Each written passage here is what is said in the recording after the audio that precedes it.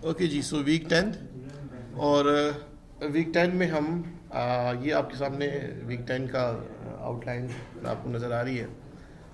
हम ये सारी चीज़ें, ये सारे जो आपके पास टॉपिक्स नज़र आ रहे हैं, आपको इन सब के प्रोग्राम्स देखेंगे। ठीक है, मैंने अगेन आपको कहा कि आप सबकी लॉजिक है, हम जस्ट उन कंसेप्ट को एक बार यहाँ पे देख लेंगे। तो स्टार्ट करेंगे पैकेजेस से। पैकेजेस देखेंगे ये पैकेज क्या चीज़ है, और फिर कुछ प्रोग्राम्स में आपको ये अरेज, मल्टी डायमेंशनल अरेज, वो सारी चीज़ें बताऊंगा। आप लोग देखेंगे कि कुछ भी नया नहीं है, वही सारा पुराना काम है, वही सारी पुरानी लॉजिक है, और कंस्ट्रक्टर्स भी कहीं ना कहीं वहाँ पे आ जाएंगे। फिर हम कल की क्लास में कंपोजिशन, इनहेरिटेंस की टाइप्स, एग्रीगेशन और ये सारी चीज़ें हम इस वीक में कवर करेंगे। ठीक है, ऊपर आपने इस स्पेस से नहीं किया होगा, आपने बहुत स्लोली काम किया होगा। ठीक है, तो हमारी पेस इसलिए ज़्यादा है कि हम लॉजिक बिल्डिंग पे इतना काम नहीं करें, क्योंकि वो आपको आती है, हम जस्ट आपको जावा में ये चीज़ें बताई जा रही हैं। तो सबसे पहले पैकेज को देखते हैं कि पैकेज क्या होता है और पैकेज का फ़ायदा क्या होता है। तो आप इक्लिप्स में आए। पैकेज देखिए, बेसिकली ये है कि आप सिमिलर क्लासेस को एक पैकेज में रख सकते हो। सिमिलर क्लासेस की, जैसे आपके केस में जो आपके पास वो था केस स्टडी जो है हॉस्पिटल की, तो इसमें डिफरेंट आपके पास कंपोनेंट्स हो सकते हैं, लाइक पेशेंट और डॉक्टर और नर्स वगैरह वगैरह। तो आप सिमिलर क्लासेस को एक पैकेज में रख सकते हैं। पैकेज में एक क्लासेस को, नंबर ऑफ क्लासेस को रखने का फ़ायदा ये है कि आपको ऐसी फंक्शनैलिटी जो बार बार चाहिए, आप इसको इजीली रीयूज़ कर सकते हो। कैसे, एग्जांपल लेता हूँ। हमने लास्ट टाइम एक वो जीआई वाला प्रोग्राम देखा था। ठीक है, अब आपको अगर आप देखें तो हमने ऊपर उस जीआई की लाइब्रेरी को जावा x.swing को इंपोर्ट किया था कि नहीं, जावा x.swing को। अब उसको सिर्फ एक लाइन लिखने से, सिर्फ इंपोर्ट करने से फ़ायदा क्या हुआ? इंपोर्ट करने से फ़ायदा ये हुआ कि जहाँ जहाँ हमें जीआई बेस इनपुट और आउटपुट के लिए डायलॉग बॉक्स चाहिए, वो हमें वहाँ मिल गई। अगर ये काम, वो तो बिल्ट-इन थे ना, अगर ये काम हम ना करें तो फिर ऑप्शन क्या? फिर ऑप्शन ये है कि आपको हर फोल्डर के अंदर वो कोड लिख कर रखना होगा। मैं आपको इसकी एग्जांपल देता हूँ। देखिए, मैं एक नया प्रोजेक्ट क्रिएट करता हूँ, और इस दफ़ा मैं इसमें पैकेज भी बनाता हूँ। अभी आप देखें यहाँ पे, अगर वीक 9 या वीक 10 को, तो यहाँ पे आपको जो पैकेज है वो आपको नज़र आ रहा है, डिफ़ॉल्ट पैकेज। ठीक है, हम अब अपना एक पैकेज बनाएंगे, उस पैकेज को नाम देंगे, और आप देखेंगे कि इस पैकेज में बना हुआ जो कोड होगा, मैं उसको किसी दूसरे फोल्डर में भी रीयूज़ कर सकता हूँ। बात समझ आ रही है? नहीं आई तो अभी जब मैं प्रैक्टिकल करके बताता हूँ फिर आपको समझ आ जाएगी। हम एक नया प्रोजेक्ट क्रिएट करते हैं, ठीक है, और इसको हम कह देते हैं माय प्रोजेक्ट। अच्छा जी, अब जब मैं यहाँ पे इस फोल्डर के अंदर, माय प्रोजेक्ट के अंदर, जब मैं क्लास बनाऊँगा, तो क्लास बनाते वक्त आप यहाँ पे देखिए, पैकेज नेम मुझे एक सजेस्ट कर रहा है। मेरी मर्ज़ी में पैकेज नेम दूँ या नो दूँ या कोई और, लेकिन अभी हम पैकेज बनाना चाह रहे हैं, माय प्रो के नाम से ही हम पैकेज रखना चाह रहे हैं। और अब मेरी जितनी भी, मैं इस फोल्डर के अंदर जितनी भी क्लासेस बनाऊंगा, वो इस एक पैकेज के अंडर होंगी और इस पैकेज के नाम से वो पहचानी जाएंगी। तो मुझे जहाँ पे भी इस तरह की फंक्शनैलिटी दोबारा चाहिए होगी, तो मैं क्या करूँगा, मैं जस्ट वहाँ पे दूसरे फोल्डर में इसको इंपोर्ट करूँगा और मुझे ये चीज़ मिल जाएगी। ये ऐसा है कि लेट्स से आपने डेटाबेस से कनेक्टिविटी कर ली, और अब हर बार हर फाइल में आपको डेटाबेस से कनेक्टिविटी चाहिए, तो अब ये तो नहीं कि हर बार हम वही कोड लिखेंगे, बार बार एक ही कोड रिपीट करेंगे। हम जहाँ जहाँ हमें वो फंक्शनैलिटी चाहिए होती है, हम उसको क्या करेंगे, इंपोर्ट करेंगे। ठीक है, अगर ये काम हम नहीं करते तो फिर क्या होगा, फिर आपके पास कोड जो है वो रिडंडेंट हो जाएगा। सेम टाइप का कोड आपके हर फोल्डर में पड़ा होगा, हर फोल्डर में आपके पास सेम तरह का कोड पड़ा होगा, और जब आपको उस कोड में चेंजेस करनी पड़ी होंगी, तो जितनी रिडंडेंट जगह पे वो पड़ा होगा, उतनी जगह पे जाके आप चेंज करोगे, तो आपका जो टाइम है वो अलग वेस्टेज और आपकी प्रोजेक्ट की एफिशिएंसी ख़राब होगी। अच्छा, मैं यहाँ पे क्लास बनाता हूँ। सिंपल सी क्लास बनाते हैं कैलकुलेटर के हिसाब से, जिसको मैं सिर्फ 2 नंबर्स पास करूँगा, वो उसको प्लस करके दे देगी हमें। ये सिंपल सा प्रोग्राम है जस्ट पैकेज को समझने के लिए। और फिर मुझे ये फंक्शनैलिटी जहाँ पे भी चाहिए होगी मैं उसको वहाँ पर यूज़ करूँगा, ठीक है। तो मैं यहाँ पर, अब आप देखें ऊपर आपको पैकेज नेम नज़र आ रहा है, तो अब जितनी भी क्लासेस बनाओगे आपको ऊपर ये पैकेज नेम नज़र आएगा। तो इसका मतलब ये है कि ये क्लास इस पैकेज के अंदर है। तो अब इस क्लास को मैं कहीं पे भी किसी दूसरे फोल्डर में रीयूज़ कर सकता हूँ। मुझे जस्ट उसका पैकेज नाम देना होगा और उस क्लास का नाम देना होगा, ठीक है। तो पहले एक हम क्लास बना लेते हैं। क्लास बन गई है, इसमें हम एक कुछ private members, data members add करते हैं, ठीक है। तो यूज़ केस ये है कि सिंपल सा प्रोग्राम है जिसको जब मैं जिस क्लास का ऑब्जेक्ट क्रिएट करूँगा इसको 2 नंबर्स पास करूँगा, ये क्या करके देगा, मुझे 2 नंबर्स को ऐड करके दे देगा, ठीक है। तो C++ में भी आप लोग इसी तरह ही करते आ रहे हो, ठीक है।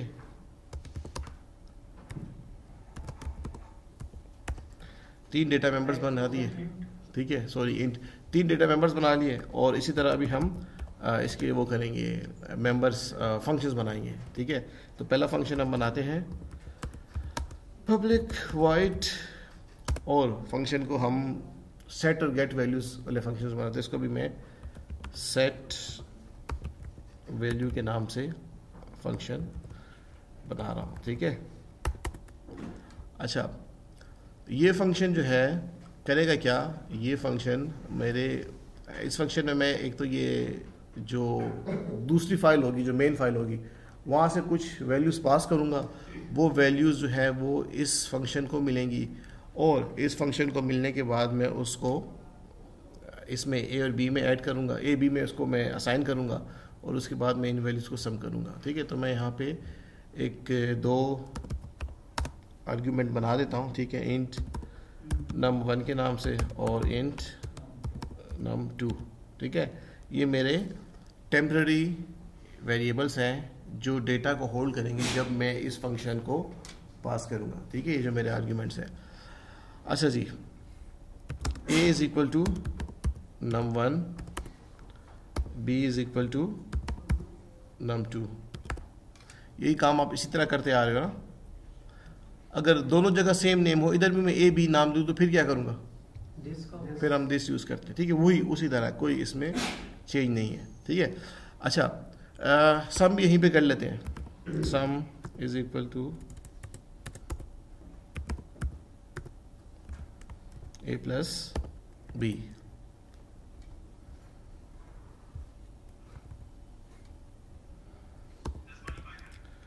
अच्छा जी, ये कर लिया हमने।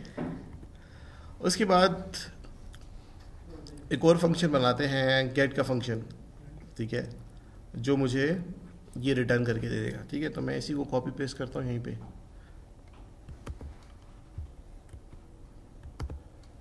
अच्छा जी, इसको हमने सेट वैल्यू कहा, इसको हम गेट वैल्यू कह देते हैं, ठीक है। कुछ भी आप नाम दे सकते हो। पैरामीटर्स की हमें गेट वैल्यू की वक्त ज़रूरत नहीं है, तो मैं पैरामीटर्स हटा रहा हूँ और यहाँ पर मैं सिंपल रिटर्न करता हूँ, ठीक है। और ऊपर सिर्फ मुझे एक डेटा टाइप चेंज करनी पड़ेगी इस फंक्शन की, जो कि अभी हमारे पास वाइड है, ठीक है। रिटर्न सम, ठीक है। और यहाँ पे मैं इस वाइड को इंट कर देता हूँ, ठीक है, रिटर्न टाइप। ये हो गया। और नीचे एक और फंक्शन बनाता हूँ डिस्प्ले के नाम से, ठीक है। पहले भी इसी तरह किया था, ठीक है। और मैं यहाँ पे कहता हूँ डिस्प्ले, और इसको मैं वाइट कर देता हूँ। और यहाँ पे हम वो सिस्टम डॉट, प्रोग्राम में कुछ नहीं है, जस्ट मैं आपको पैकेज का बता रहा हूँ, ठीक है। System dot out dot print ln। अच्छा जी, यहाँ पे मैं मेरा मैसेज देता हूँ, ठीक है, सम ऑफ 2 नंबर्स,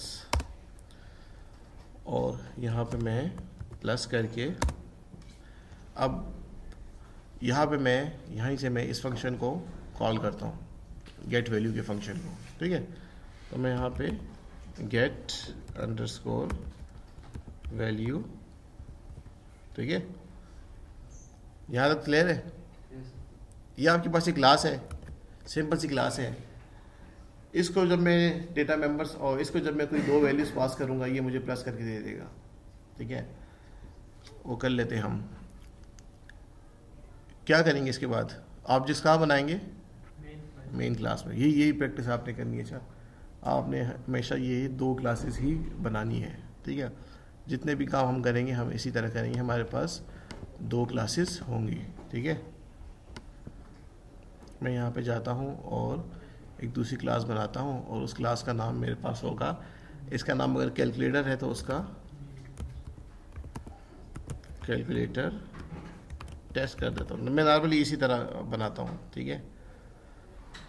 अच्छा जी, यहाँ पे क्या करेंगे?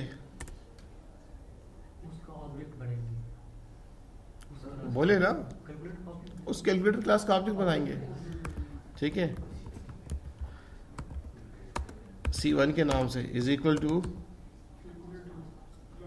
न्यू, ठीक है। न्यू का वर्ड आपने यूज करना है और कैलकुलेटर, ये तरीका है आपका, सिर्फ आपने ये याद रखना है।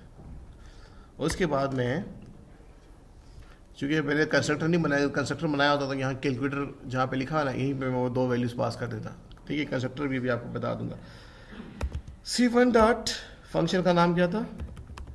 सेट वैल्यूज, ठीक है। ये आपके पास यहाँ पे आ रहा है और दो आप वैल्यूज इसको कोई भी दे दे, ठीक है। 4 वैल्यू दे दी और यहाँ पे मैंने 5 वैल्यू दे दी।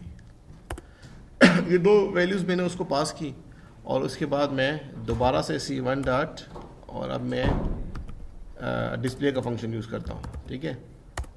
डिस्प्ले का फंक्शन मैंने यूज़ किया। अच्छा, रन किया, सिंपल, इसमें कोई नई बात नहीं है। अब बताना आपको ये पैकेज देखें, आपके पास ऐसी फंक्शनैलिटी, ठीक है, जो आपको थ्रू आउट आपके प्रोजेक्ट में बार बार चाहिए, ठीक है। और आप उसका तरीका ये है कि अब यहाँ पे देखें, हम माय प्रोजेक्ट पे काम कर रहे हैं ना, इस फोल्डर पे काम कर रहे हैं। मैं लेट से अब इस वीक 9 वाले फोल्डर में आता हूँ और यहाँ पे मुझे सेम यही फंक्शनैलिटी का कोड चाहिए। आप मेरी बात समझ रहे हैं? मैं वीक 9 वाले फोल्डर में आता हूँ और मुझे सेम फंक्शनैलिटी का कोड चाहिए, जिसमें मुझे ये चाहिए कि मैं ऐसा मेरे पास कोड हो जिसको मैं 2 नंबर पास करूँ, वो मुझे क्या करके दे दे? ऐड करके दे दे। तो एक तरीका तो ये है कि इसको पूरे फाइल को कॉपी करो और यहाँ पे पेस्ट करो और वहाँ पे यूज़ करो। फिर किसी और फोल्डर में ये फंक्शनैलिटी चाहिए होगी, वहीं पे भी कॉपी पेस्ट। तो अगर इस अप्रोच से चलेंगे तो जहाँ जहाँ ये कॉपी पेस्ट हुआ होगा, ये रेडंडेंसी आ रही है ना, और हम तो पढ़ते ही हैं कि हम रेडंडेंसी को अवॉइड करें। तो अगर ये जितनी जगह मैं कॉपी पेस्ट करूँगा, तो अगर मुझे इस फंक्शन में कोई चेंज करना होगा तो मुझे जितनी जगह वो रिडंडेंटली यूज़ हुआ होगा वहाँ चेंज करना होगा। तो हम ये अप्रोच फॉलो नहीं करते। हम क्या करते हैं, हमें पता है कि ये जो है, ये जो क्लासेस हैं, ये एक पैकेज के अंदर है माई प्रो के नाम से। मैं वीक 9 में आता हूँ, वीक 9 वाले फोल्डर में, और यहाँ पे मैं एक और क्लास बनाता हूँ और वहाँ पे मैं ये वाला पैकेज इंपोर्ट करूँगा। जब मैं ये वाला पैकेज इंपोर्ट करूँगा तो इस पैकेज के अंदर जितनी क्लासेस होंगी वो अब मैं एक्सेस कर सकता हूँ, उनकी फंक्शनैलिटी एक्सेस कर सकता हूँ। बात समझ आइए? ये इसी तरह है कि आपने अपना एक GUI बना लिया है या अपना डेटाबेस से कनेक्टिविटी और इंटरेक्शन का कुछ बना के एक पैकेज में रख दिया। जब जहाँ जिसकी ज़रूरत यूज़ हुई इंपोर्ट किया, फिर क्लास को यूज़ किया। ये उसी तरह है जैसे अभी तक हम इनपुट के लिए स्कैनर की क्लास को यूज़ कर रहे थे, लाइब्रेरी को यूज़ कर रहे थे ना, तो वो लाइब्रेरी में वो एक पैकेज ही है जिसके अंदर बहुत सी क्लासेस हैं। तो अब हमारे पैकेज के अंदर हमारे पास ये भी एक ही क्लास है, ये कैलकुलेटर के नाम से, एक पैकेज के अंदर। कौन से पैकेज के अंदर? माई प्रो के अंदर। अब मैं इसको दूसरे वहाँ पे यूज़ करता हूँ, ठीक है। मैं यहाँ पे आता हूँ वीक 9 वाले फोल्डर में और मैं यहाँ पे एक नई क्लास बनाता हूँ, ठीक है। और उस नई क्लास को मैं नाम दे देता हूँ फर्स्ट, और मैं उसको मेन ही रखता हूँ फ़िलहाल, ठीक है। और यहाँ पे मैं इसको रखता हूँ। अच्छा, अब आप ये देखें, ये जो फर्स्ट वाली क्लास है ये इस फोल्डर के अंदर है, वीक 9 वाले के अंदर है, ठीक है। और वो जो माई प्रो जो कैलकुलेटर की जो फंक्शनैलिटी है वो किसके अंदर है, वो यहाँ पर आपके पास माई प्रो के अंदर है। अब आप ये ज्यूम करें, आप ऐसा सिनेरियो माइंड में लाएं कि अब आप इसमें काम कर रहे हैं और आपको वही फंक्शनैलिटी चाहिए दोबारा से, ऐसा प्रोग्राम चाहिए जिसको 2 नंबर पास करूं और वो मुझे क्या करके दे दे, वो मुझे उसको ऐड करके दे दे। तो एक तरीका ये है कि सेम तरह का कोड आपके इस फोल्डर के अंदर भी होना चाहिए, ठीक है। तो जो हम नहीं करते, हम कहते हैं एक दफ़ा एक चीज़ बना के एक जगह पे रख दी, उसको क्या करो, रीयूज़ करो, ठीक है। तो मैं रीयूज़ कैसे करूँगा, मैं यहाँ पर इस क्लास के अंदर सबसे पहले उस पैकेज को इंपोर्ट करूँगा। कौन से पैकेज को इंपोर्ट, और उस पैकेज का क्या नाम था, माई प्रो डॉट, उसके अंदर डॉट स्टैटिक किया जितनी क्लासेस हैं, और अभी उसके अंदर हमने एक क्लास यूज़ करनी है। कौन सी यूज़ करनी है, कैलकुलेटर की, ठीक है। स्पेलिंग ज़रा देख लें, ठीक है। ये मैंने कर दिया। अच्छा जी, अब मैं क्या करूँगा, अब ये कोड लिखने से, इंपोर्ट माई प्रोजेक्ट कैलकुलेटर लिखने से ये हो गया कि अब ये वाला कोड जो था ना, ये वाला कोड, ये सारा यहाँ पे भी आ गया in the form of package, in the form of, आप यूँ कह लो कि जैसे हम लाइब्रेरी इंपोर्ट करते हैं ना, वो चीज़ यहाँ पे भी एक्सेसिबल है। अब मैं उसको यूज़ कर सकता हूँ, ठीक है। तो कैसे यूज़ करूँगा, यूज़ कैसे करूँगा, वही उसका कंसेप्ट जैसे वहाँ पे करते थे ना, यहाँ पे भी वैसे ही करेंगे। तो यहीं से हम उसको कॉपी पेस्ट कर लेते हैं, ठीक है। यहाँ से मैं उसको कॉपी करता हूँ और यहाँ पे मैं उसको पेस्ट करता हूँ, ठीक है। तो अब देखें, अब इस ये वीक 9 वाला जो फोल्डर था, इसके अंदर आपके पास ये ग्रेड बुक टेस्ट GUI, ये वाली फंक्शनैलिटीज, तो यही वाला कोड तो इसके अंदर था। लेकिन वो जो दूसरा कोड था जो 2 नंबर्स को सम कर रहा है, वो इस फोल्डर के अंदर नहीं था, वो मैंने एक पैकेज में बना के वहाँ पे रखा हुआ है। अब मुझे जहाँ जहाँ उसकी ज़रूरत पड़ेगी मैं उसको रीयूज़ करूँगा, ठीक है। PHP में आप में से कुछ लोगों ने अगर काम किया हो तो जो हम ऊपर हेडर इंक्लूड करते हैं, तो हम वो इसीलिए करते हैं, एक अलग से फोल्डर बना के वहाँ पे कुछ कोड रख दिया, वो कोड जो हमें बार बार चाहिए, ठीक है, वो हम वहाँ पे उसको यूज़ करते हैं। तो अभी भी ये प्रोग्राम वैसा ही रन होगा जैसे उस वक्त यहाँ पे वहाँ पर रन हुआ था, ठीक है। तो अभी भी मुझे वो सम ऑफ 2 नंबर्स इक्वल टू 9 ही दे रहा है। तो पैकेज का लाइब्रेरी बनाने का फ़ायदा ये है कि वो चीज़ें जो आप, या वो फंक्शनैलिटीज़ जो आपको बार बार चाहिए, ठीक है, तो वो आप एक पैकेज में बना के रख दो, और जब उसकी आपको कहीं और पे ज़रूरत पड़े तो आप उसको रीयूज़ करो। तो जो सेम फंक्शनैलिटी की क्लासेस होती हैं ना, उसको हम एक पैकेज में रखते हैं। लेट्स से आपके केस में पेशेंट का जो जितना कुछ है, आप उसका एक पैकेज बना के, पेशेंट से रिलेटेड जो क्लासेस जो आपको, जिसमें जो कोड है, वो आप एक पैकेज में रख दो। आपके पास एक पैकेज होगा डॉक्टर का, जिसमें डॉक्टर से रिलेटेड सारी वो चीज़ें होंगी, ठीक है। तो अब आपको बार बार वो चीज़ें उन क्लासेस से इंटरेक्ट करने के लिए वही सारी क्लासेस यहाँ पे नहीं करनी है, आपको जस्ट वहाँ पे इंपोर्ट करना है और इसको आपने यूज़ करना है। तो आई होप के पैकेज का कंसेप्ट आप लोगों को क्लियर हो गया होगा, ठीक है। C++ में भी आपने किया होगा यार, ये उस तरह हेडर फाइल से, ठीक है, ये उसी तरह ही है पैकेज। अच्छा जी, ये तो हो गया। अब आते हैं कुछ और प्रोग्राम्स देखते हैं। आपको थोड़ी सी एरेज दिखा देता हूँ, मल्टी डायमेंशनल एरेज दिखा देता हूँ। एरेज तो आप देखोगे कि आपको कुछ नया नहीं दिखेगा, वही जैसे C++ में एरेज अगर मल्टी डायमेंशनल एरे है तो 2 लूप लगा के एक्सेस करते हो, ठीक है। तो उसी तरह वही सारी चीज़ें हैं। कुछ और प्रोग्राम्स हम देखते हैं और फिर देखते हैं कितना टाइम है, तो फिर कंपोजिशन और इनहेरिटेंस, इन चीज़ों की तरफ हम जाएंगे। तो कुछ और टॉपिक्स हैं, एब्स्ट्रैक्ट क्लासेस, इंटरफेसेस, जो आपने इंटरफेसेस वगैरह C++ में नहीं है, ठीक है, नहीं देखे होंगे, वो चीज़ें नेक्स्ट क्लास में करेंगे। और फिर जो उसके बाद जो वीक होगा उसमें हम वो जो हमने वीक 8 में एक पूरा क्लास मॉडल देखा था ATM वाला, जिसमें 8, 10, 12 क्लासेस थी, तो फिर हम सारा उसका कोड देखेंगे। जब वो देख लेंगे तो आप लोगों को कोड को डिज़ाइन को कोड पे मैप करना आ जाएगा, ठीक है। तो जावा में स्विच होने के लिए आपको सिर्फ 2, 3, 4 चीज़ें ही सीखनी है।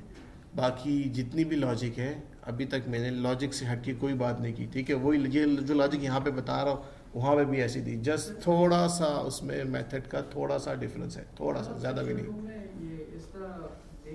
हाँ, सेशनल 2 हमारा होगा वीक नंबर 5 से, ठीक है।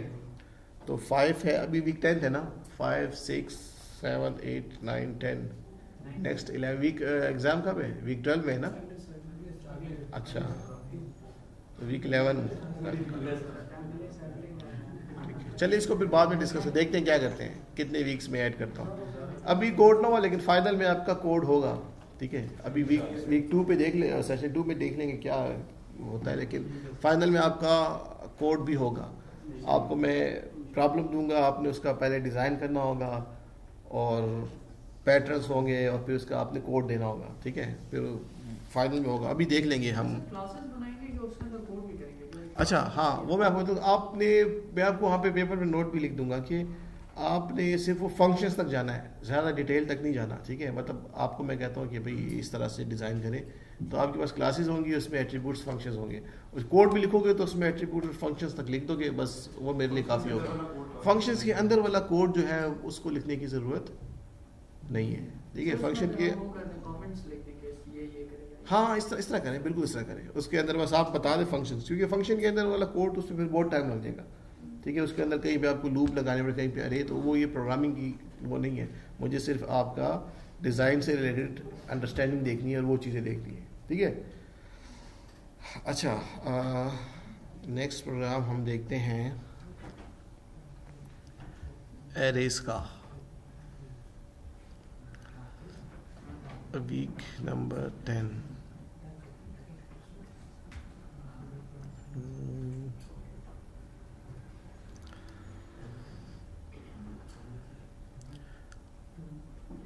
अच्छा देखें जी, अरे डिक्लेयर करने का तरीका, ठीक है।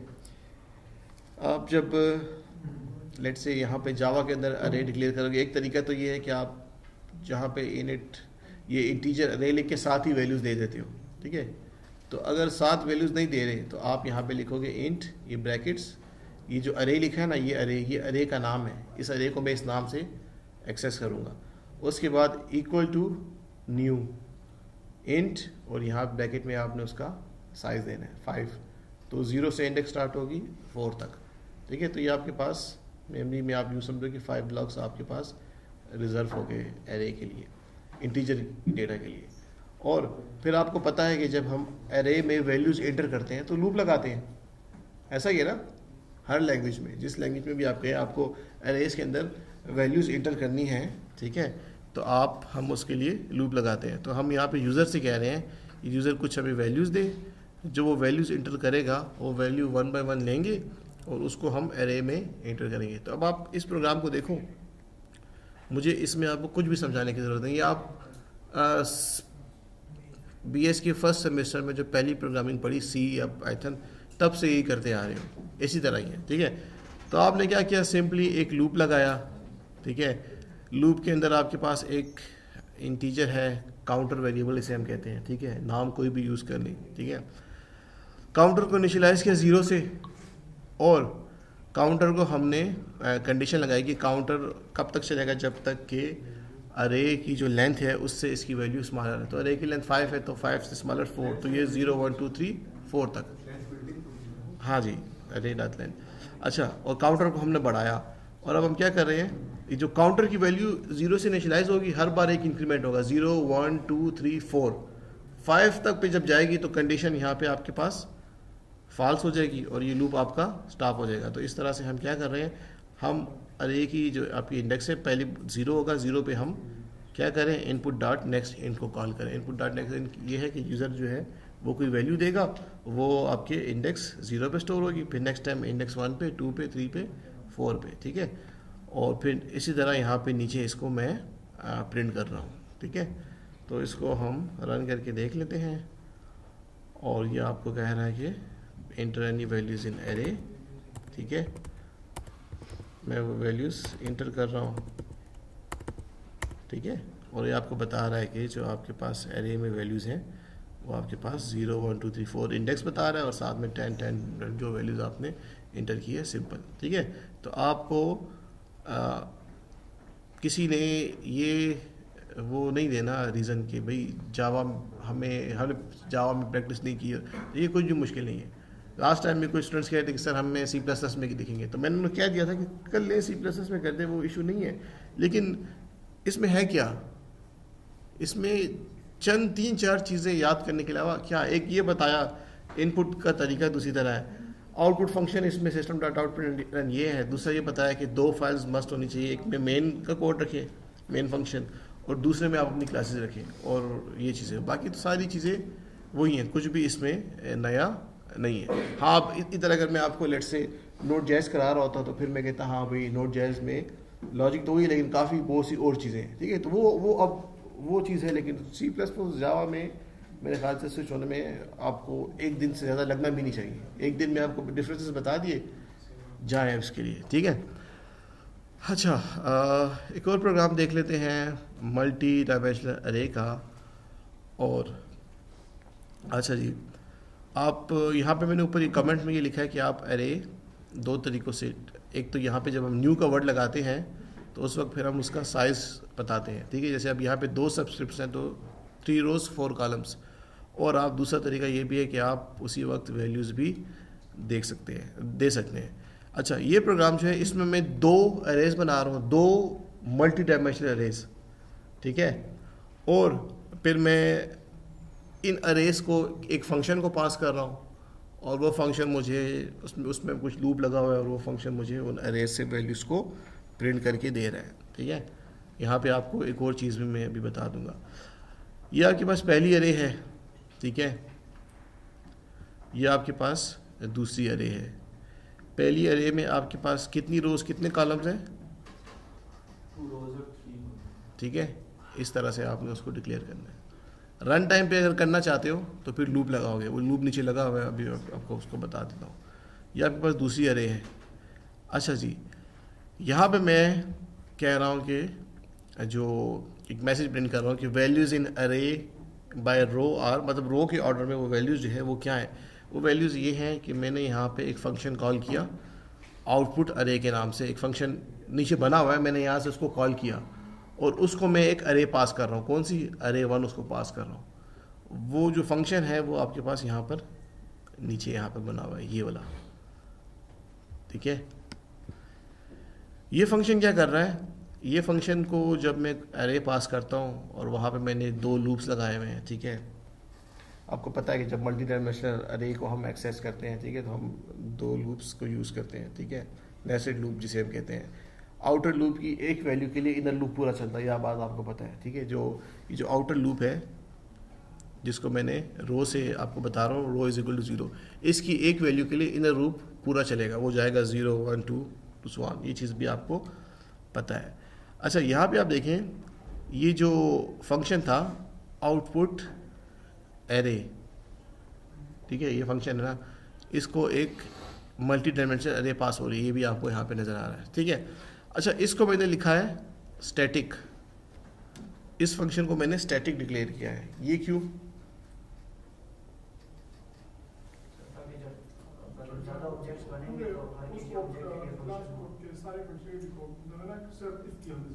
किसकी क्लास का हम एक अलग से ऑब्जेक्ट नहीं बनाए, पूरे क्लास का फंक्शनैलिटी हमें नहीं चाहिए, हाँ, ये फंक्शन चाहिए। हम इसको ऑब्जेक्ट नॉर्मली इसका ऑब्जेक्ट क्रिएट किए बगैर हम इसे एक्सेस कर रहे हैं, ठीक है। तो ये मैंने लास्ट टाइम ये बात की थी, ठीक है, वो पब्लिक स्टैटिक वाइड मेन तो हम क्या करते हैं, तो ये मैंने कर लिया कि आपको ये भी बता दूं कि अब ये जो फंक्शन है आउटपुट अरे के नाम से, मैं ऑब्जेक्ट बना के इसको एक्सेस नहीं कर रहा, मैं डायरेक्ट इसको एक्सेस कर रहा हूँ, मुझे ऑब्जेक्ट बनाने की ज़रूरत नहीं है। तो जब आप ऑब्जेक्ट के बगैर डायरेक्ट एक्सेस करना चाहते हो, ठीक है, just by calling that function name, तो फिर आप उसको स्टैटिक डिक्लेयर कर दो, ठीक है। तो इसको मैंने स्टैटिक डिक्लेयर किया, तभी मैं यहाँ से इसको डायरेक्टली जैसे उस फंक्शन का नाम लिखा और उसको यहाँ से इसको कॉल कर रहा हूँ। नॉर्मली हम फिर ऑब्जेक्ट बनाते हैं और ऑब्जेक्ट डॉट के थ्रू हम उसको कर रहे हैं, तो अभी तो हमारे पास ये एक ही क्लास है। अच्छा जी, यहाँ पे आपके पास 2 लूप्स लगे हुए हैं, ठीक है, एक रो के लिए लगा हुआ है, एक कॉलम के लिए लगा हुआ है, और आपके पास वो वैल्यूज प्रिंट कर रहा है, ठीक है। तो मैं इसको रन कर देता हूँ, नया इसमें कुछ भी नहीं है, ठीक है। कुछ है कोई क्वेश्चन इसमें कि नहीं? मेरे ख्याल से तो होना नहीं चाहिए, ठीक है, वही सारी चीज़ें हैं। तो ये प्रोग्राम्स आपको इसीलिए बता रहा हूँ ताकि आप को आपका जावा से दिल वो ना हो कि हमें मतलब वो कहते हैं ना अब यार क्या एक नई लैंग्वेज सीखी, हम तो मतलब पाइथन मिलेट से काम कर रहे हैं तो इसका क्या, तो इसको सीखने का कुछ भी नहीं है। जस्ट 2-3 चीज़ें याद रखें, बाकी सारा काम इसी तरह ही है। अच्छा, एक और प्रोग्राम देख लेते हैं, थोड़ा सा बड़ा है, उसमें ज़्यादा डिफरेंट चीज़ें आपके सामने आ जाएंगी।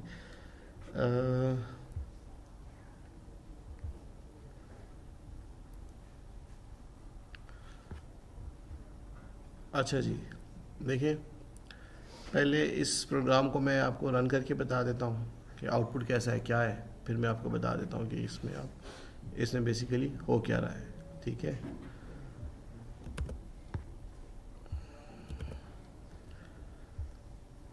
अच्छा जी, आपके पास एक ग्रेड बुक है, ठीक है, welcome to the grade book for Java programming, और उसमें कुछ स्टूडेंट्स के ग्रेड्स हैं एरे में। ठीक है, स्टूडेंट 1 के ये मार्क्स हैं, 2 के ये मार्क्स हैं, 10 स्टूडेंट्स के कुछ आपको मार्क्स यहाँ पे नज़र आ रहे हैं।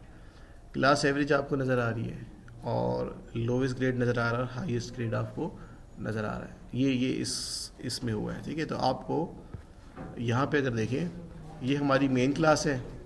मेन क्लास के अंदर मैं यहाँ पर एक अरे बनाई हुई है और उस अरे में मैं अब रन टाइम पे वैल्यूज़ नहीं दे रहा, यहाँ पे दे दिए। ठीक है, रन टाइम पे वैल्यूज़ देना आपको बता दिए हैं। अच्छा जी, मैं ये जब भी देखिए मेरा प्रोग्राम स्टार्ट होगा, जो पहला इंट्रोडक्शन मेरा सिस्टम के साथ होगा वो इस मेन फंक्शन के साथ होगा, इस मेन क्लास के साथ होगा। मेन फंक्शन के अंदर यहाँ पे एक अरे बनी है जिसमें हमारे पास 10 वैल्यूज़ हैं, और अब मैं क्या कर रहा हूँ, अब मैं जो मेरी दूसरी क्लास है ग्रेड बुक के नाम से जो यहाँ पर है, उसका एक ऑब्जेक्ट बना रहा हूँ। ठीक है, और उसका ऑब्जेक्ट बनाने के बाद मैंने उसको 2 चीज़ें पास कर दी, एक स्ट्रिंग पास की जावा प्रोग्रामिंग कोर्स का नाम, और एक मैंने उसको क्या पास की, अरे पास की। ठीक है, अभी ये आपके पास कंस्ट्रक्टर है बेसिकली। अगर आप देखो क्लास नेम और फंक्शन नेम आपके पास सेम है, तो ये क्या है, बेसिकली कंस्ट्रक्टर है। ठीक है, कंस्ट्रक्टर का आपको पता है आप क्या करता है, आप कंस्ट्रक्टर क्या करता है। ठीक है, अच्छा जी, तो मैं यहाँ से आप देखें 2 आर्ग्यूमेंट्स, एक अरे पास की, एक स्ट्रिंग पास की। स्ट्रिंग में जावा प्रोग्रामिंग अरेज में 10 वैल्यूज़ है, ये मैंने पास की। जो ही ऑब्जेक्ट क्रिएट किया कंस्ट्रक्टर कॉल हुआ और कंस्ट्रक्टर ने इन वैल्यूज़ को क्या कर दिया, सेट कर दिया। जो कोर्स नेम है यहाँ पर उसमें आपके पास आ गया जावा प्रोग्रामिंग, और जो ग्रेड्स की अरे थी वो आपके पास आ गई ग्रेड्स में। ठीक है, अभी तक हम ये काम करते आ रहे हैं। अच्छा जी, उसके बाद यहाँ पे देखिए मैं उस ऑब्जेक्ट से एक्सेस कर रहा हूँ एक फंक्शन को जो कि है डिस्प्ले मैसेज का।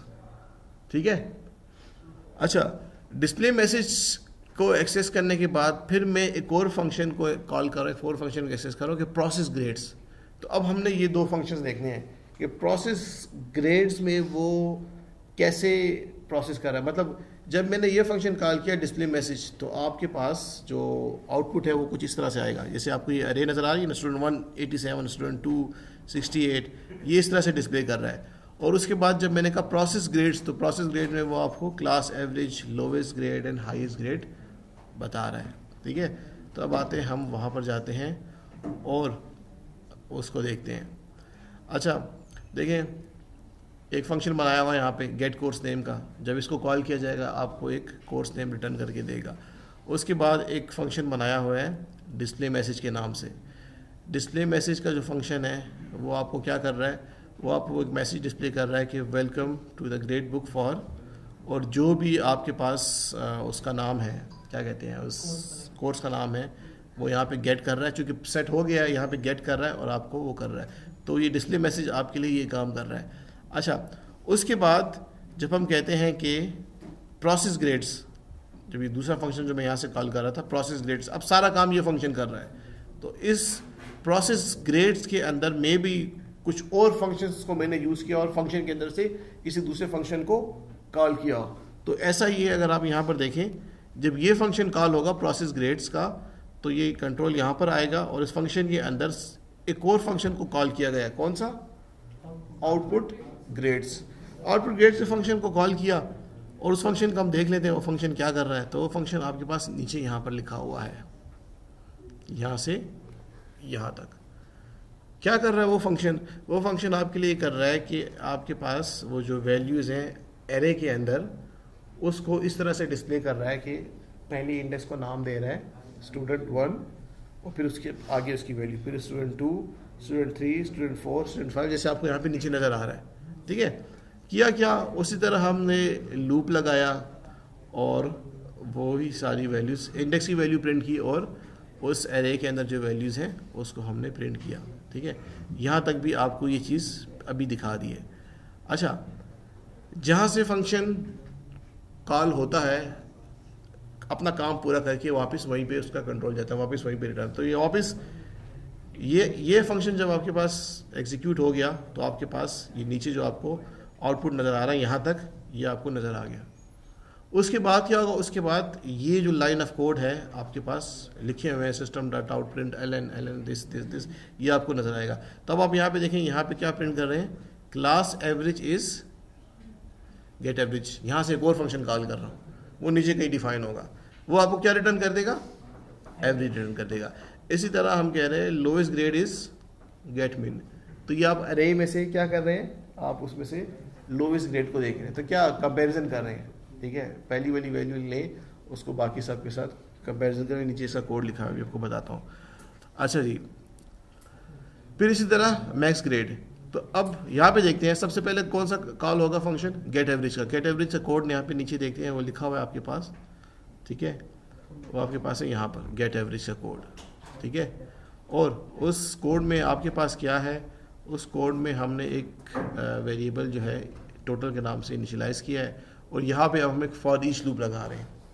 ठीक है, फॉर ईच लूप आपको पता है क्या होता है, नहीं पता, पाइथन सब ने पढ़ी यार। हर आपने आपके जो अरे है उसकी हर एलिमेंट को एक्सेस करेगा। PHP में भी है, बहुत सी लैंग्वेज में आपके पास फॉर ईच लूप है। देखिए फॉर ईच क्या करेगा, फॉर ईच को लिखने का तरीका ये है, आप यहाँ पे देखिए फॉर का कीवर्ड लगाया आपने, उसी तरह आपके पास यहाँ पे वो ब्रैकेट्स जिसमें आप इनिशियलाइजेशन, कंडीशन और वो सारी चीज़ें करते हैं। अच्छा, यहाँ पे हमने यहाँ पे देखें, ये दो चीज़ें समझने की है। आप यहाँ पे एक वेरिएबल डिक्लेयर करते हो इंट ग्रेड के नाम से, कोई भी आप वेरिएबल आपके पास हो सकता है, और यहाँ पे कॉलन लगाया आपने, कॉलन कहते हैं ना इसे। अच्छा हाँ, और उसके बाद आपने ये क्या किया, अरे का नाम दिया। अब होगा क्या, ये जो ग्रेड्स है, ग्रेड्स नॉट ग्रेड, ग्रेड्स जो है ग्रेड्स, ये आपके पास क्या है, एक्चुअल आपकी अरे का नाम है।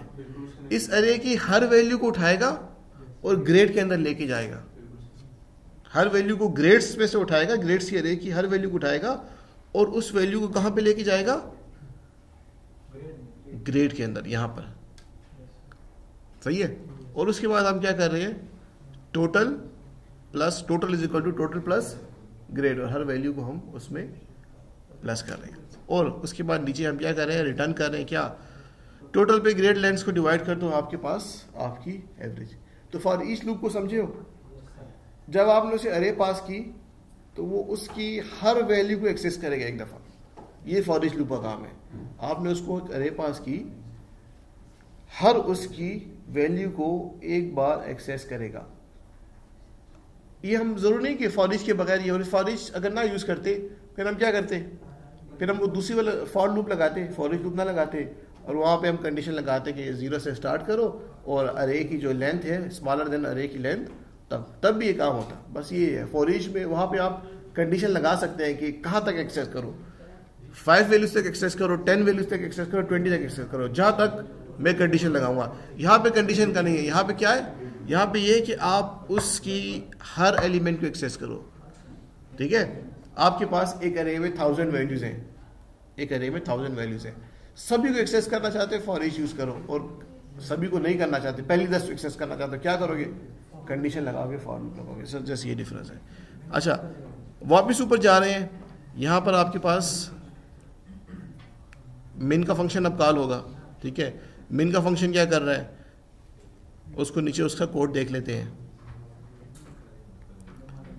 वो अगेन आपके पास यहाँ से यहाँ तक तो फॉर ईच लूप लगा हुआ है, आपके पास हर एक वैल्यू को एक्सेस कर रहा है। अब वो क्या कर रहा है, देखें वो आपके पास जो यहाँ पे अगर देखें स्टार्ट में, तो जो लो ग्रेड है उसकी वैल्यू हमने क्या सेट की, पहली वाली वैल्यू को हम क्या करें, एज्यूम करें कि ये हमारे पास सबसे छोटी वैल्यू है। और उसके बाद हम क्या कर रहे हैं, यहाँ से अरे की हर वैल्यू कहाँ पे जा रही है, ग्रेड पे। तो हम हर वैल्यू को किससे कंपैरिजन कर रहे हैं, ग्रेड से। लो वैल्यू क्या थी पहले, 0, और ग्रेड वाली वैल्यू आपके पास चूंकि उसकी पहली है वो अभी भी 0 ही होगी, तो 0 इज नॉट स्मॉलर देन, ठीक है। फिर इसी तरह ये हर बार ये वैल्यू चलती जाएगी और ये हर वैल्यू को कंपैरिजन करेगा, और आखिर में आपको जब भी हम कहते हैं कि ग्रेड की वैल्यू जब भी स्मॉलर हो तो क्या कर दो, वो वाली वैल्यू किस में डाल दो, लो ग्रेड में। तो हर बार जब ये चीज़ चलती जाएगी, एट द एंड जब आप रिटर्न करोगे तो लो ग्रेड में आपके पास सबसे छोटी वैल्यू होगी। इसी तरह जब हम मैक्स करना होगा तो स्मॉलर की जगह हम मैक्स लगा देंगे सिंपली, ठीक है। तो ये चीज़ भी आपको आती है, इसमें बताने की कोई ख़ास कुछ लॉजिकली कोई चीज़ नहीं है। हर दफ़ा आपने जब किसी एरे में या लिस्ट में कोई चीज़ आपने सर्च की तो वो इसी तरह है, ठीक है। तो ये प्रोग्राम्स दिखाने का मकसद सिर्फ और सिर्फ आपको ये था कि आपको जावा और C++ में थोड़ा सा डिफरेंस जो है वो नज़र आ जाए। बाकी आपकी लॉजिकली जो लॉजिक आपकी शुरू से बनी हुई है आप वही इसमें इस्तेमाल करोगे, ठीक है। कुछ भी इसमें एज सच नया नहीं है। जो नई चीज़ें थी, जहाँ जहाँ डिफरेंस है वो मैंने आपको बता दिया, ठीक है। और जी जी मेरा क्वेश्चन है उसमें, सर उसमें प्रोटोटाइप्स तो थे नहीं, तो फंक्शन को हम पहले कॉल कर रहे हैं और डिक्लेयर उसकी बॉडी जो है वो नीचे है, कोई इशू नहीं, तो इसमें प्रोटोटाइप की जरूरत नहीं पड़ती, कोई इशू नहीं, ठीक है। तो यहाँ पे आप ये कह रहे हो कि वो C++ वाली वो चक्कर नहीं है ना, वो लांझे नहीं है, इसीलिए तो मुझे जावा पसंद है, ठीक है। ये आप कहते हैं कि आपके यहाँ पे फंक्शन जो है वो यहाँ पर नीचे डिफाइन है, ठीक है। और कॉल मैं कहाँ पे कर रहा हूँ, ऊपर से कर रहा हूँ, इसका कोई इशू नहीं, ठीक है। आप फंक्शंस को इस तरह हो सकता है कि अब ये जो जावा की फाइल बनती है तो ये क्लास के अंदर बनती है, हम एक फाइल के अंदर डिफरेंट ज़्यादा क्लासेस बना सकते हैं, एक फाइल के अंदर डिफरेंट क्लासेस बना सकते हैं। फाइल है ना ग्रेड बुक test.java, इसके अंदर सिर्फ एक क्लास बनी है, पब्लिक क्लास ग्रेड बुक के नाम से, एक क्लास, और उसी में आपके पास मेन फंक्शन वो भी कर सकते हैं, ठीक है। लेकिन मल्टीपल क्लासेस का मेरे ख्याल से वो नहीं है, वो प्रैक्टिस नहीं है, हम यहाँ पे वो करते हैं। हाँ, वो प्रैक्टिस यहाँ पर नहीं। आप स्कोप रेजोल्यूशन ऑपरेटर होता था C++ के अंदर, हाँ, क्लास के बाहर जो है ना वो बाहर से वो यहाँ पर आई डोंट रिमेम्बर, ठीक है। वो फ्रेंड फंक्शन में भी हम यूज़ करते थे। नहीं सर, क्लास के अंदर फंक्शन की एक तरह से प्रोटोटाइप डिफाइन कर देते थे, फंक्शन को हम क्लास के बाहर, यहाँ पे एग्जांपल उसको करके देख लेते हैं। यहाँ पे एग्जांपल दे जरा, कोई फंक्शन जैसे मुझे भी उस याद नहीं, स्कोप रेजोल्यूशन पता है, 2 कॉलम्स होते हैं, ठीक है। अभी मुझे उसको थोड़ा अच्छा, अब आप बताइए जैसे ये फंक्शन है लाइक प्रोसेस ग्रेड्स का फंक्शन है जैसे, ठीक है। इसको सिर्फ ऊपर प्रोटोटाइप हम दे दें, अच्छा, इस पूरे फंक्शन को हम इस क्लास की बॉडी से बाहर निकाल के नीचे डिफाइन करें। हाँ हाँ हाँ हाँ, उस तरह का होगा यार, वो तो आम सी बात है, वो तो कोई इस तरह वो नहीं है, वो तो आम सी बात है। क्योंकि सर जावा में है कि उसका जो भी फंक्शन होता है वो क्लास के अंदर लिखा जाता है, हाँ, हम इसको क्लास से बाहर जब एग्जीक्यूट करेंगे तो ये होगा इस तरह। अच्छा, इसके लिए फिर वो है एब्स्ट्रैक्ट मेथड्स, ठीक है। एब्स्ट्रैक्ट फंक्शन, फिर ये आप ये कह रहे हैं ना कि फंक्शन डिफाइन करो, उसकी बॉडी वो हम इनहेरिटेंस में यूज़ करते हैं कि हम कहते हैं कि एक फंक्शन है एब्स्ट्रैक्ट फंक्शन, उसको बनाया पेरेंट क्लास में रख दिया। लाइक वो फंक्शन था कि अटेंडेंस का, लेट्स से टीचर की अटेंडेंस का और क्राइटेरिया है, स्टूडेंट की अटेंडेंस का और क्राइटेरिया है। तो हम एक फंक्शन एब्स्ट्रैक्ट बनाते हैं पेरेंट क्लास में, उसकी बॉडी डिफाइन नहीं करते। जो क्लास उसको इनहेरिट करेगी, पीपल की क्लास को अगर स्टूडेंट ने इनहेरिट किया है तो वो अपनी इम्प्लीमेंटेशन देगी अटेंडेंस के लिए। वो नेक्स्ट क्लास में हम करने जा रहे हैं, नेक्स्ट क्लास में नहीं, नेक्स्ट वीक में करने जा रहे हैं। टीचर की जो अगर क्लास इनहेरिट हुई है उस जनरल क्लास से, तो वो उस एब्स्ट्रैक्ट मेथड की अपनी इम्प्लीमेंटेशन देगी। तो वो उसमें तो ये है इनहेरिट, लेकिन स्कोप रेजोल्यूशन ऑपरेटर इसको मैं देख लूँगा कि ये इसमें मेरे ख्याल से तो होगा, उसमें तो कोई इतना वो नहीं है कि ऊपर फंक्शन यहाँ पे सारे डिफाइन कर दिए, बॉडी हम उसकी नीचे बॉडी उसकी क्लास की बाहर से करते हैं कि नहीं? बाहर है ना, ये उसकी खूबी है। अच्छा। क्योंकि नहीं वो क्या चीज़? ये एब्स्ट्रैक्ट के जरिए से नहीं हो नहीं वो एब्स्ट्रैक्ट नहीं, एब्स्ट्रैक्ट दूसरी चीज़ है, वो दूसरी चीज़ है।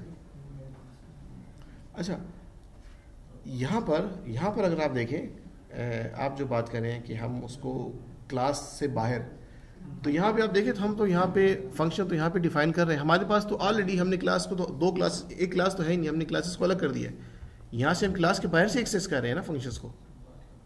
ये सर वो है, हाँ, लेकिन उसके अंदर उस फाइल दूसरी फाइल में है ना सर। अच्छा आप ये कहते हैं कि यहाँ पे मैं आपकी बात समझ गया, ये फंक्शन यहाँ पे मैंने जैसे इसका नाम लिख दिया यहाँ पे, बस ये कर दिया। हाँ। और अब एक और फाइल है, एक और फाइल ने इसी फाइल के बॉटम में क्लास से बाहर लेकर मैं इसको बॉडी सारा डिफाइन करता हूँ। अच्छा यहाँ पर इसके बाद नीचे नीचे हाँ, इसके बाद इधर। अच्छा इसको देख लेंगे, लेकिन इसका कोई फायदा होगा यहाँ पे?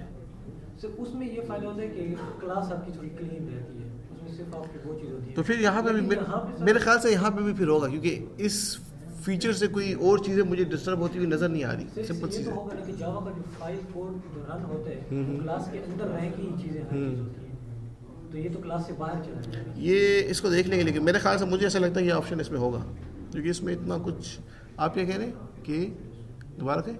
मैं कह रहा हूँ कि जो जावा फाइल चलती है ना, हाँ। ये क्लास के अंदर वाली चीज़ों को चलाते हैं ना, लेकिन इसके लिए क्लास बनाना लाजमी होता है। हाँ। देखो फाइल जो मैंने वो फंक्शन की डिक्लेरेशन जो सब कुछ डिफाइन किया वो क्लास से जब बाहर होगा वो तो ये कहेगा कि इसको एक क्लास के अंदर कोई डालो। अच्छा चले इसको देख लेंगे। एक्चुअली मुझे C++ जब पढ़ी थी, अब उसके कंसेप्ट ज़रा ऑनेस्ट स्पीकिंग थोड़े भूले हुए हैं। मैंने जब भी कहीं भी ऊप अगर मुझे मिले तो मैं जावा को प्रेफर करता हूँ, इसलिए कि ये थोड़ी सी मुझे पसंद, इस तरह से थोड़ी क्लीन लैंग्वेज है, उसमें बहुत सी डिपेंडेंसी और लिमिटेशंस कुछ है, थोड़ा वो तंग करती है। और दूसरी बात, जब आपके पास पाइथन जैसी लैंग्वेज आ जाए तो आपको और वो आसानियाँ पैदा करती है, सब कुछ लाइब्रेरीज और वो चीज़ें, ठीक है, तो बंदे को और फैंसी बना दिए तो बंदा उससे फिर भागता है। तो इसको देख लेंगे, ठीक है, इसको आप भी देखेंगे, आप भी नेक्स्ट क्लास में बता देना, ठीक है, कि ये स्कोप रेजोल्यूशन नहीं,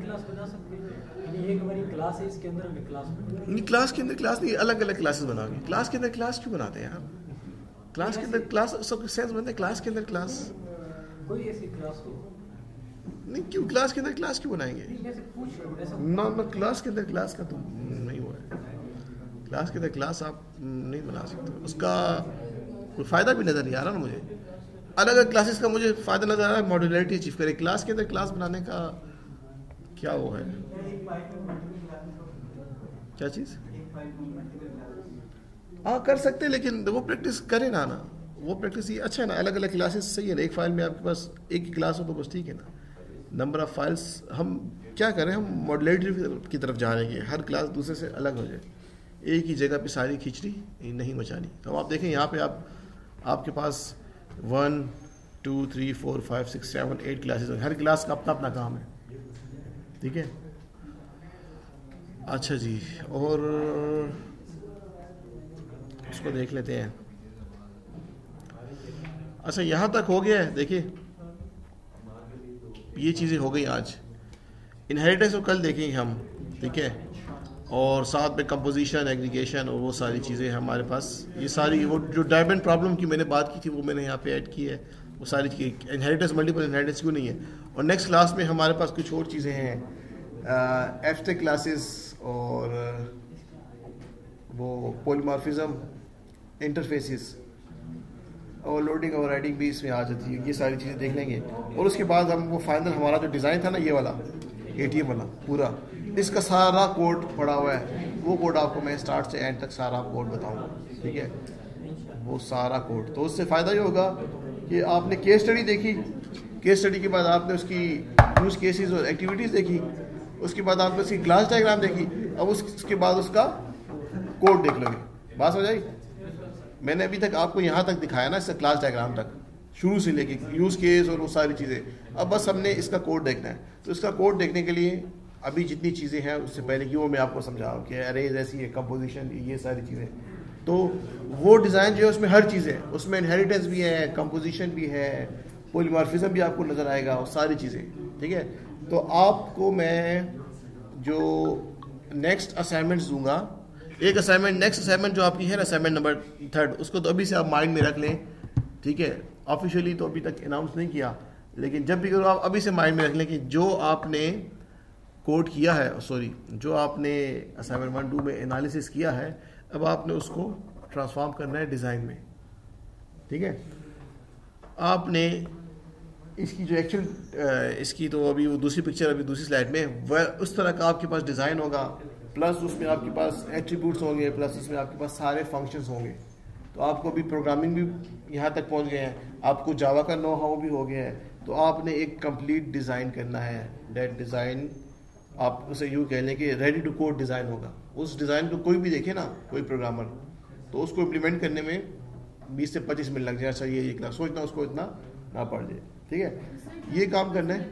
जी जी, कौन सा क्विज में क्या दिया था? हाँ नहीं, क्विज में, हाँ, क्विज में बिल्कुल उसी तरह। वो तो छोटी केस स्टडी थी, लेकिन अभी ये बहुत बड़ी केस स्टडी है। इसमें बहुत सी चीज़ें हैं, उसमें सिर्फ 1 2 3 क्लासेस बनी होंगी। इसमें मुझे नहीं पता हॉस्पिटल में कितनी क्लासेस बनती हैं। तो अब ये आपके पास ठीक ठाक, जिसने असाइनमेंट 1 2 अच्छे तरीके से की है ना, तो उसकी असाइनमेंट 3 ऑटोमेटिकली अच्छी हो जाएगी, क्योंकि उसके पास इतनी ज़्यादा डिटेल्स उसको मिल जाएंगी ना, वो क्लासेस बना के वो करेगा। और जिसने असाइनमेंट 2 सर से बोझ उतारा है, मैंने तो, मुझे रैंडम अगर करूँ तो 10 में से 2 असाइनमेंट्स ऐसी जो अच्छी नज़र आई हैं अभी तक, बाकी सारी मुझे देख के मैंने कह दी इसने अभी गप लगाई है। तो दिल से आप लोगों ने काम नहीं किया तो मार्क्स भी दिल से नहीं आएंगे। अच्छा, और क्या कहने वाला था? तो इस रिकॉर्डिंग को तो बंद कर लेते हैं।